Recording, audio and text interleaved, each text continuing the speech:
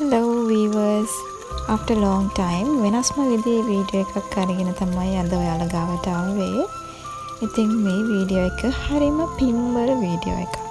අපි බලමු කොහෙටද අපි ආවේ කියලා. නිකට මාත් එක්ක රැඳිලා ඉන්න. බලන්නකො මේ අපි යන පාර. දිය කඩਿੱත්තක් දිගේ උඩට තමයි අපි යන්නේ.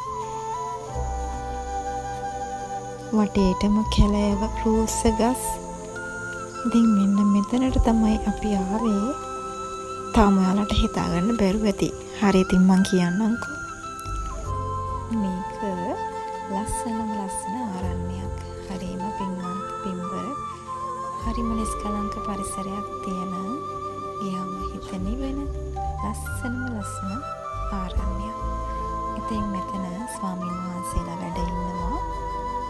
උන්වහන්සේලා වීඩියෝ කරනකොට එච්චර කැමැත්තක් නැහැ. ඉතින් උන්වහන්සේලා වීඩියෝ කරගන්නකොට බැරි වුණා.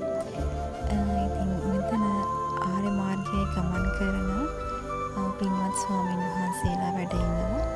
ඉතින් මේක තියෙන්නේ මැදගංගොඩ.